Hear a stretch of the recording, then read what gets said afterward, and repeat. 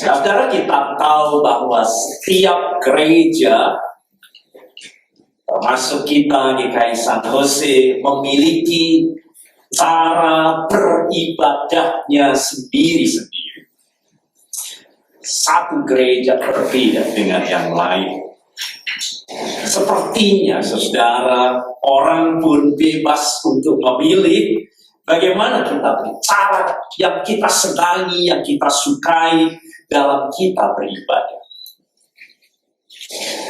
Namun, saudara, izinkan saya untuk kita semua mencamkan bahwa cara kita beribadah sesuai dengan firman Tuhan bukan kita yang menentukannya. Sehingga kita, saudara, boleh memilih, boleh sesuka dengan selera kita, kesukaan kita sendiri-sendiri, sesuai dengan keinginan kita sendiri-sendiri. Karena Alkitab, saudara, menyatakan bahwa Allah lah, bukan kita, sekali lagi, Allah lah yang menentukan bagaimana cara kita beribadah kepadanya. Allah menghendaki kita beribadah di dalam roh Allah. Itu bukan berarti dari hati keinginan kita, tetapi semuanya berasal dari roh, dalam pimpinan roh, dalam kehendak roh, dalam ketentuan-ketentuan yang ditentukan oleh roh Allah, dan dalam kebenaran. Itu berarti membutuhkan pemahaman dan pengertian yang benar dan baik pada saat kita beribadah. Bukan kita yang menentukannya. Maka, saudara, izinkan saya sekarang untuk bertanya, apakah sudah memahami betul bagaimana cara kita beribadah seperti yang sedang kita lakukan? Dalam memahami dan menghayati betul saat kita beribadah dengan pemahaman yang betul, dengan pemahaman yang baik dalam setiap unsur-unsur ibadah tahap demi tahap yang kita lakukan. Boleh izinkan saya untuk membuktikan apakah saudara memahami dengan baik dan menghayati dengan baik setiap kali saudara duduk masuk ke rumah Tuhan, beribadah di hari perhentian. Boleh, saudara? Pertanyaan yang sangat sederhana sekali. Kebaktian kita ini dimulai dengan apa? Kita salam dan foto. Siapa yang merasa bahwa kebaktian kita dimulai dengan saat teduh? Siapa yang yakin bahwa kebaktian kita dimulai dengan panggilan beribadah? Siapa yang yakin bahwa doa atau kebaktian itu dimulai dengan doa lebih dahulu? Nah, sekarang kita memiliki pemahaman yang berbeda-beda juga. Dan kebaktian kita sesungguhnya dimulai dengan apa? Jangan saya memulai, saudara. Di dalam Alkitab, sekali lagi, Allah menyatakan apa yang akan dilakukannya pada waktu kita beribadah. Berkatnya, pimpinannya, jamahannya, kuasanya dinyatakan. Namun, saudara, Alkitab juga menyatakan kehendak Allah yang harus kita lakukan dalam beribadah. Jadi bagaimana cara kita beribadah? Allah menyatakan unsur-unsur ibadah yang harus kita lakukan dengan baik dan benar. Dan lihat ada banyak bagaimana Allah mengendaki supaya kita membawa persembahan korban syukur kita. Bawalah korban pengakuan dosa dan kesalahanmu. Bawalah pujian mazmur di hadapan Tuhan. Sembahlah Tuhan. Ada doa, ada pengakuan iman. Dengarkanlah sabdaku. Dan itu unsur-unsur semua yang dinyatakan Allah sendiri dalam ibadah. Maka saudara, Mengapa kita beribadah dengan liturgi atau tata ibadah yang tersusun seperti itu? Mengapa tidak bebas sesuka-suka kita saja pada waktu kita berbakti dan beribadah? Saudara, kita memakai tata ibadah dan liturgi untuk kita memastikan bahwa semua unsur yang diperintahkan Tuhan dalam kita beribadah, kita lakukan pada waktu kita beribadah. Itu berarti, saudara, pada waktu kita beribadah, kita tidak memilih unsur-unsur yang kita sukai, yang dikatakan Tuhan, tetapi yang tidak kita sukai, kita singkirkan, kita buang. Karena Allah sendiri yang menentukan setiap unsur yang harus kita lakukan pada waktu kita menghadap kepada Tuhan. Dan tata liturgi ini disusun, saudara, supaya tidak ada satupun unsur yang diperintahkan Tuhan untuk kita lakukan dalam beribadah, kita buang dan kita abaikan. Maka semua dimasukkan. Semua unsur-unsur ibadah yang ditetapkan Allah dalam Alkitab itu masuk di dalam liturgi kita. Dan itu sebabnya, saudara, dan harus memahami, saya tidak memilih, saya bosan dengan pengakuan dosa, saya kok kalau masuk ke sini, saudara, tidak boleh hanya memilih, karena Tuhan sendiri yang menentukan. Pada saat kita berbakti dan beribadah, Tuhan menghendaki setiap unsur-unsurnya. Dan itu yang ada di dalam liturgi kita ini. Supaya kita beribadah di dalam roh Allah dan dalam kebenaran. Itu berarti membutuhkan pemahaman. Kebenaran itu, saudara, membutuhkan pemahaman yang baik pada waktu kita berbakti dan beribadah kepada Allah. Maka sekarang saya kembali lagi kepada pertanyaan saya. Ibadah kita dimulai dengan apa? Tiap gereja memulai berbeda-beda dengan pujian. Tetapi hari ini, saudara, kami sudah berbakti beribadah di GKI Santus, gereja default, dan terus mengetahui ibadah kita itu dimulai dengan fotum. Apa, saudara? Fotum, saudara. Memang sebelum fotum, saudara, ada ucapan selamat datang, ada panggilan beribadah, dan ada nyanyian, pujian yang disebut dengan prelude. Tetapi itu bukan dimulainya. Itu mempersiapkan kita untuk memulai ibadah.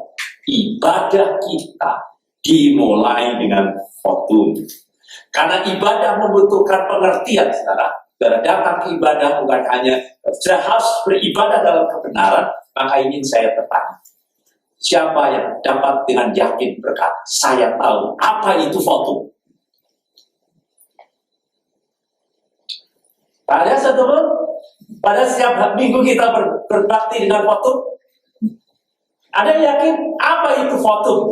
Saudara, di sini saya baca ya, kita memulai dengan fotum dan kemudian salam, saudara. Nah, saya harap hari ini, saudara, mulai besok, saudara memahami, menghayati, beribadah dalam roh dan kebenaran. Saudara memahami dengan baik mengapa kita berbakti dan memulai dengan fotum. Siapa yang merasa bahwa fotum itu doa? Aku tidak yakin, saudara. Hari ini, saudara, kita dapat memahami bahwa fotum itu bukan doa, tetapi satu pernyataan iman, saudara, yang mau konstantir dengan sungguh hadirnya Tuhan di tengah-tengah kita. Dimulai dari battle, saudara, pada saat kita tahu Yakub melihat tangga Allah dan bertemu dengan Allah dan dia sadar Tuhan hadir di sini. Inilah battle. Tuhan Allah di tengah-tengah kita. Jadi votum, saudara, adalah pernyataan bahwa Allah mau hadir, Ia ada dan bersedia untuk menerima kita semua. Votum diucapkan dalam permulaan, saudara, untuk menegaskan ada dua hal dalam kita berbakti dan beribadah, yaitu apa peran Allah dan apa peran kita yang berbakti dan beribadah. Sekali lagi, dua hal ini ditegaskan di awal kebaktian, supaya kita tidak campur aduk dan tidak tahu dan tidak memahami dalam ibadah peran Allah dan peran kita pada waktu kita datang berbakti dan beribadah kepada Allah. Peran kita dinyatakan dalam votum dan ibadah untuk menegaskan perbedaan ibadah kita dengan semua ibadah dalam agama-agama lain. Votum itu mau menyatakan, saudara, datang kebaktian di sini bukan oleh karena pendeta Mika sebagai pemerakarsa atau majelis yang mengadakan dan mengundang saudara untuk datang ke gereja ini. Kita semua bukanlah pihak yang memprakarsa, yang menyelenggarakan ibadah, yang memanggil saudara untuk beribadah, yang mengundang saudara untuk beribadah datang. Bukan, saudara, oleh karena kita berdoa, maka Tuhan akan datang. Bukan oleh karena kita menyanyi memuji Tuhan, maka Tuhan akan datang kepada kita. Dan bukan karena apa yang kita lakukan, maka Tuhan akan datang. Bukan kita yang memprakarsai ibadah ini, bukan keputusan kita, juga bukan karena usaha kita, maka Tuhan akan datang di tempat ini. Ibadah bukan produk kita, ibadah itu bukan karya kita, ibadah itu bukan kita yang menyelenggarakan, tetapi Allah yang mau hadir di tengah-tengah kita karena rahmat dan anugerahnya, dan kita diundang, dipanggil, dan kita mau disapa untuk ada di tengah-tengah Tuhan. Jadi saudara, votum mau menyatakan buat para asyir yang menyambut tamu, saudara, saya akan tahu, saya ini sedang menyambut tamu untuk siapa? Siapa yang mengundang? Kan kalau saudara disuruh menjadi asyir penyambut tamu, saya tahu ini orang datang diundang oleh siapa. Saya mengundang, majelis yang mengundang Allah. Saudara, atas nama Allah berdiri di tempat ini, menyambut orang-orang yang mau datang oleh panggilan Allah. Allah sendiri yang menyatakan dan memanggil kita, memprakarsai ibadah kita. Tuhanlah yang membuat prakarsa. Itu yang mau ditegaskan dalam votum, saudara. Tuhanlah yang mengundang kita. Tuhanlah yang menyatakan dirinya mau hadir di tengah-tengah kita.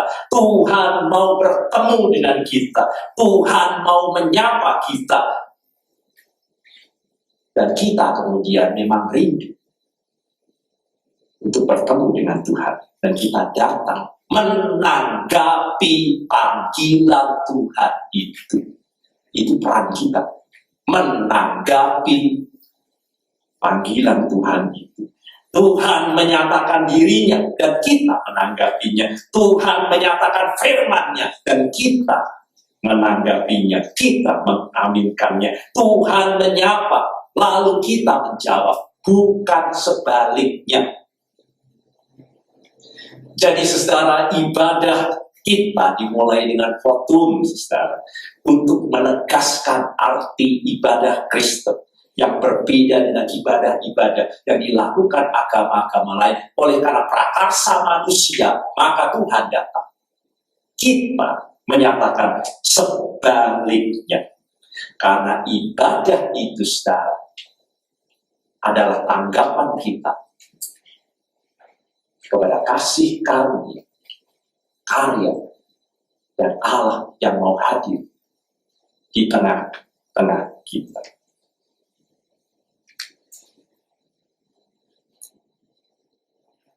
Pertolongan kita datangnya dari Allah. Jadi oleh karena Allah lah, bukan karena kita, semata-mata oleh rahmat, karunia, dan pertolongan Tuhan, kita dapat berada di hadiratnya yang kudus. Yang pertama, saudara, ya, maka sekarang mari kita masuki tema kita. Namun itu bukan berarti kemudian kita dapat pasif di dalam ibadah. Sebagai pihak yang dipanggil, sebagai pihak yang disapa, kita harus bertindak aktif dalam ibadah, yaitu menjawab kehadiran Tuhan, menjawab panggilan Tuhan. Karena ibadah adalah, sekali lagi, tanggapan kita kepada Allah yang mau ada di tengah-tengah kita. Jadi dua kata kunci dalam ibadah. Pertama, tindakan atau penyataan. Itu yang paling awal. Dan yang kedua adalah tanggapan kita terhadap Allah yang mau bertindak bagi kita, yang mau menyapa kita, yang mau mengasihi kita. Ibadah adalah cara-cara yang di dalamnya kita menjawab Tuhan, menjawab panggilan Tuhan, menjawab kasih karunia Tuhan, menjawab sapaan Allah dalam kehidupan kita. Allah mau hadir di tengah-tengah kita, mau menyatakan dirinya kepada kita, mau menyatakan cinta kasihnya kepada kita, mau memberikan berkatnya kepada kita, mau menyatakan kuasanya kepada kita, mau memberikan pimpinannya kepada kita, dan seterusnya. Setelah prakarsa Allah itu yang pertama, dan kita manusia menyambutnya dan menanggapinya. Saudara, karena ibadah itu adalah tanggapan kita, maka kita tidak dapat pasif. Kita harus menyambut. Maka Allah menghendaki, saudara, pada saat kita berbakti dan beribadah dalam persiapan yang baik. Bukan hanya kita lihat ada preludium, itu persiapan kita untuk mulai ibadah, ada panggilan kita untuk beribadah, ada saat teduh, semuanya itu persiapan sejenak kita. Tetapi persiapan kita yang sesungguhnya ada terjadi di rumah kita masing-masing. Hari Sabtu itu sangat menentukan. Di situ ibadah kita sudah dimulai. Kita mempersiapkan diri kita menyambut hari perhentian undangan Tuhan untuk kita masuk ke hadirat Tuhan. Siap, sedia untuk bertemu dengan kasih karunia Tuhan. Maka saya mau bertanya kepada saudara, apakah selama ini saudara datang berbakti dan beribadah sungguh-sungguh dalam persiapan, dalam siap sedia? Perhatikan firman Tuhan.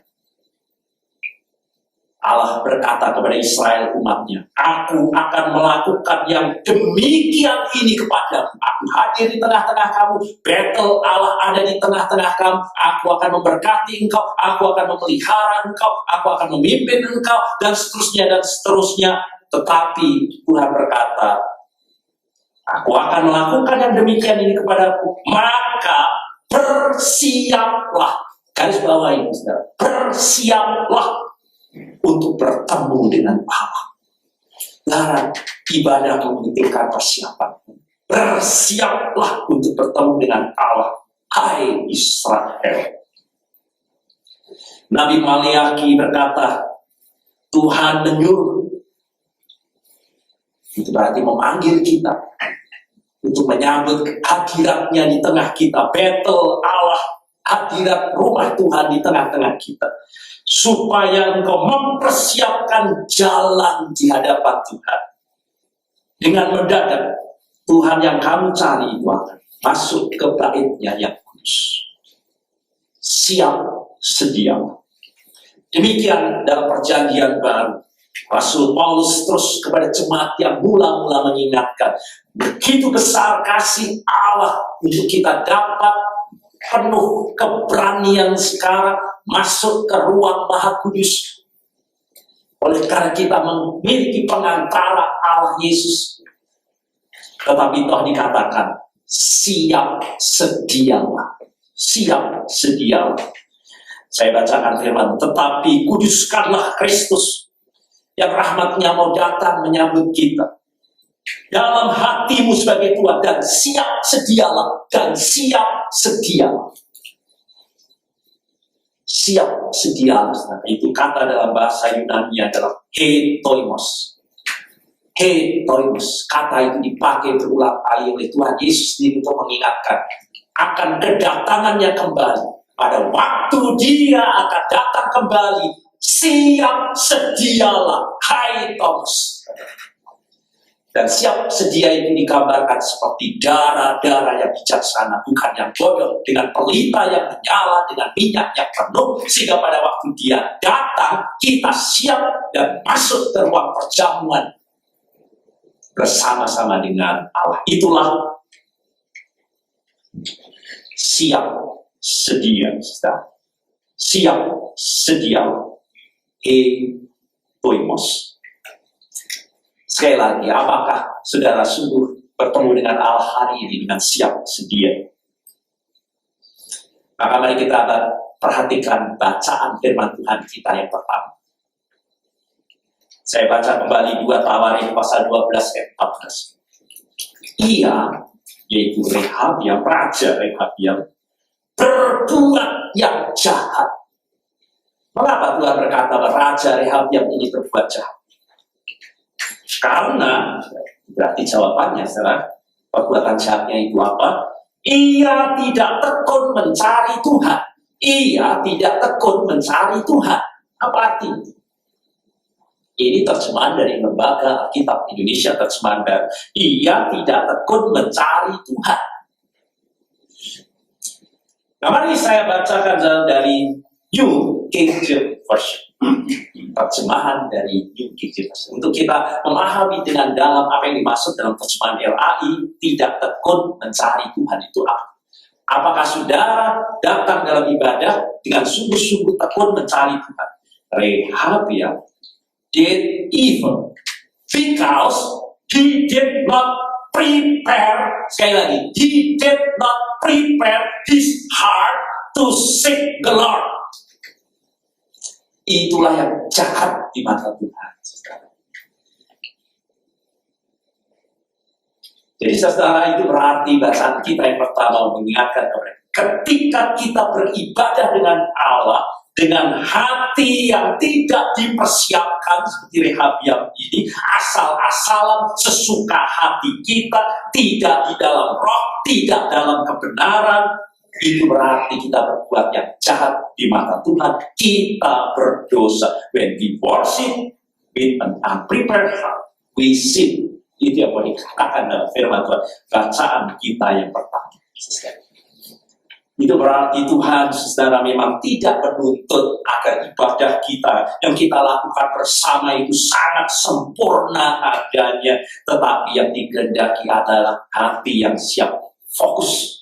Saudara memang mau datang ke sini, bukan oleh karena nanti sebentar lagi ada makan, bukan oleh karena saudara mau mengambil nanti ada fundraising, memang semuanya itu ada setelah ini. Tetapi ibadah kita yang pertama-tama saudara mau datang fokus dalam ibadah, bahwa kita mau fokus kepada Tuhan, bahwa kita telah mempersiapkan hati kita siap dan tidak dengan pikiran kita, saudara, yang masih berantakan. Kita datang ke hadirat Tuhan dengan kacau, dengan konsentrasi yang bercabang-cabang, sehingga kita duduk, tetapi pikiran saudara kemana-mana, dengan segala hal, dan saudara tidak fokus dalam ibadah kita kepada Tuhan, sebagaimana yang dilakukan oleh pemazmur, saudara, yang baru saja kita nyanyikan tadi di awal ibadah bersama. Inilah yang dilakukan pemazmur, yang berkenan di hati Tuhan. Hatiku siap ya Allah, hatiku siap. Itu yang dikatakan oleh pemazmur. Terjemahan lama, hatiku ini sedia.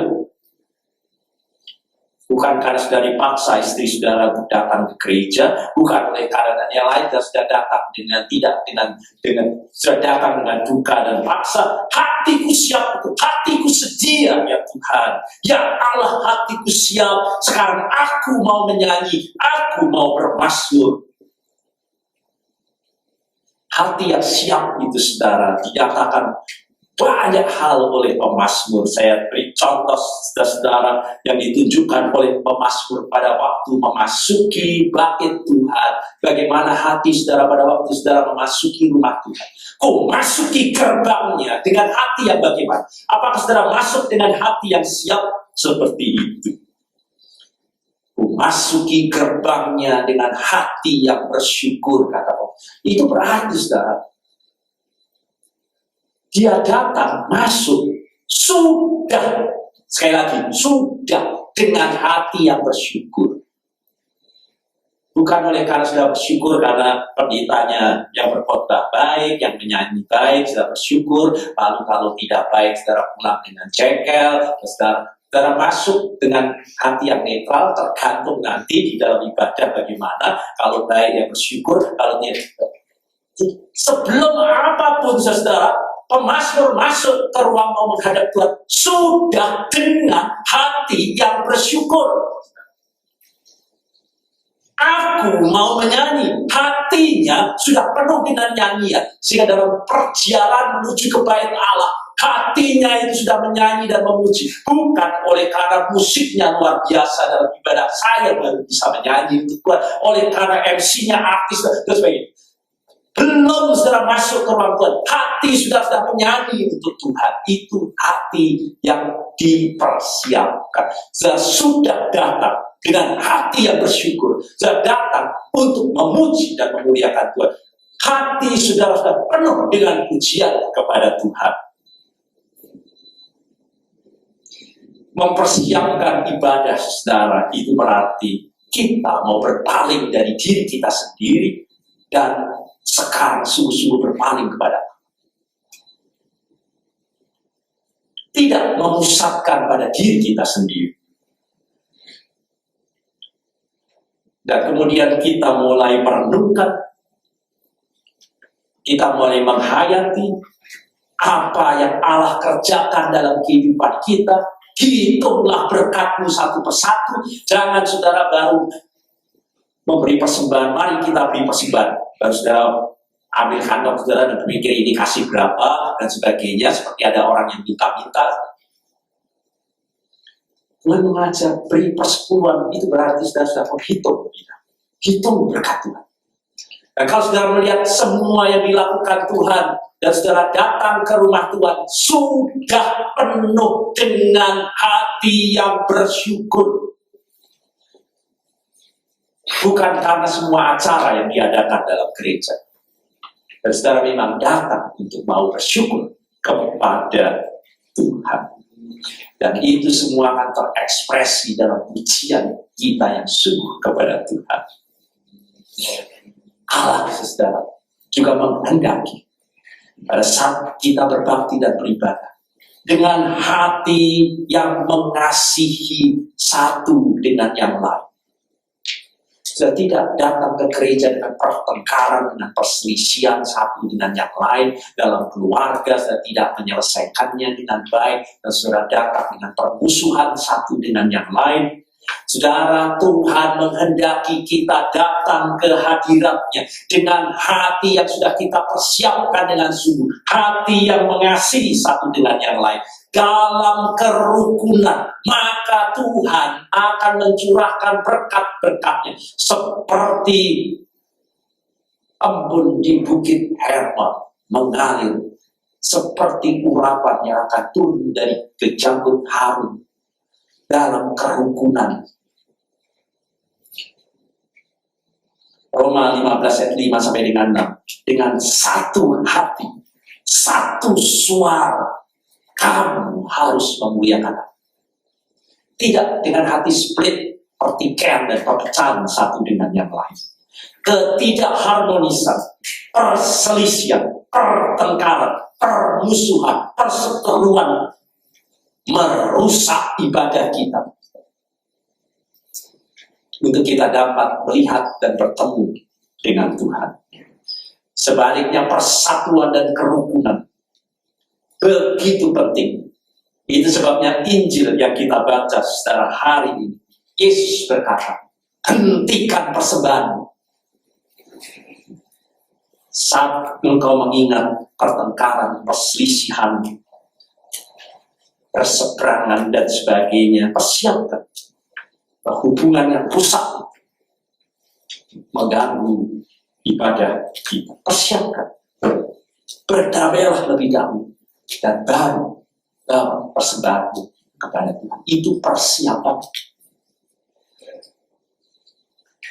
Artinya saudara, kita harus datang ke hadirat Tuhan dengan membersihkan diri kita, karena Allah itu kudus. Kita mau datang menghadap hadirat Allah, sesuatu yang tidak kudus akan menghambat kita untuk bertemu dengan Allah. Maka izinkan saya membacakan Mazmur 24. Siapakah yang boleh naik ke atas gunung Tuhan? Itu bait Allah Yerusalem. Siapa yang boleh naik ke atas gunung Tuhan? Itu bait Tuhan. Siapa yang boleh berdiri di tempatnya yang kudus, yang mengundang kita semua untuk masuk di Betel, rumah Tuhan di mana Allah hadir di situ. Dan pemazmur menjawab, orang yang bersih tangannya dan murni hatinya, yang tidak menyerahkan dirinya kepada penipuan, yang tidak bersumpah palsu. Begitulah orang yang datang menghadap Allah, yang datang menyembah Allah Yakub. Itulah persiapan. Kalau kita tidak dipandang jahat oleh Tuhan, kita datang ke ibadah dengan semua hari Senin sampai dengan Sabtu, dalam dagang penuh dengan penipuan, dalam setiap usaha saudara sebagai penguasa semenang-menang, dan saudara berbakti dan menyembah kepada Tuhan, itu jahat dan menjijikkan di mata Tuhan. Sehingga Tuhan bilang, untuk apa persembahanmu yang banyak-banyak? Untuk apa lagu kamus dan kecapinya? Semua menjijikkan di mataku, kata Tuhan. Apabila kita datang ke hadiratnya, meskipun dengan persembahan yang banyak-banyak, bersihkanlah dirimu. Itu kata Tuhan. Maka saudara, izinkan saya menutup hari ini, saudara. Sungguhkah saudara mempersiapkan bertemu dengan Tuhan? Siap sedia.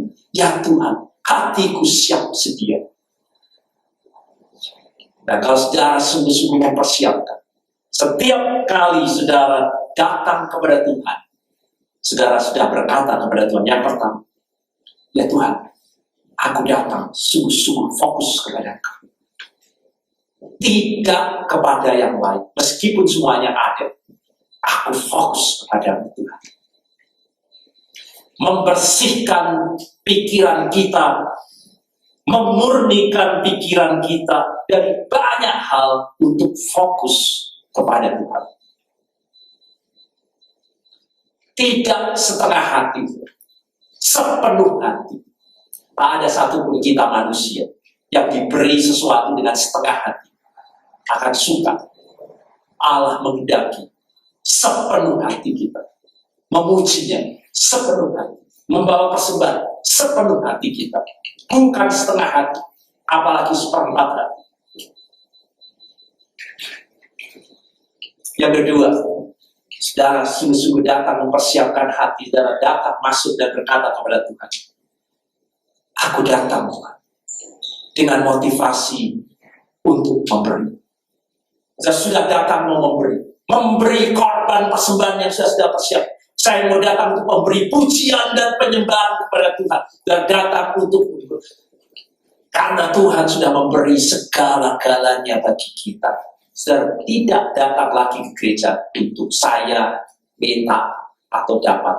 Saudara sudah mendapatkan Tuhan penebus dan juru selamat, berkat dan rahmat-Nya. Tak ada yang lain. Saudara datang ke gereja hanya satu. Aku mau memberi kepada Tuhan semua yang sudah diberikan Tuhan dalam hidupku. Syukur, pujian, penyembahan, dan apapun. Dan Tuhan akan melimpahkan rahmat dalam kehidupan kita. Tidak dengan maksud-maksud dan agenda-agenda yang tersembunyi pada waktu kita berbakti dan beribadah kepada Tuhan. segala hormat hanya bagi Tuhan. Yang ketiga, kita sungguh-sungguh datang dengan hati yang siap kepada Tuhan. Dan akan berkata, ya Tuhan, aku datang untuk mempersembahkan pujian segenap hati dan suaraku, tanganku untuk menyembah. Mempersembahkan tubuhku sebagai persembahan yang hidup, sebagai ibadah yang sejati. Aku mau berfokus kepada kasih karunia dan kebaikan-Mu ya Tuhan. Bukan, sekali lagi, bukan kepada kesalahan-kesalahan manusiawi, bukan pada metodologi ibadah, bukan dalam bentuk-bentuk dan cara-cara ibadah, sehingga saudara pulang dengan komplain, dengan ini, oleh karena musiknya kok salah, ininya kok salah, dan saudara lihat, saya kok tidak diberi senyum, dan saudara pulang dengan jengkel, dan seterusnya, oleh karena saudara fokus dalam ibadah, dengan metodologi, dengan cara-cara, nyanyiannya harus begini, dan begitu, dan saudara pulang bukan dengan penuh syukur, dengan penuh sumut-sumut kecewa dan marah. Aku mau berfokus kepada Engkau, kebaikan dan kasih karunia. Sekali lagi, bukan dalam kesalahan-kesalahan manusiawi yang kita simpan dalam hati kita, mengkritisi. Maka saudara, panggilan Allah bagi kita untuk datang beribadah, berbakti kepadanya, saudara, merupakan satu hak, kesempatan yang sangat istimewa. Tuhan mau ada di tengah-tengah kita, mau memberkati kita, mau berfirman kepada kita, mau menemui kita. Semoga kita tidak pernah datang kepadanya begitu saja, tanpa kita mempersiapkan diri. Siap, sedialah semua dalam beribadah kepada Tuhan. Amin.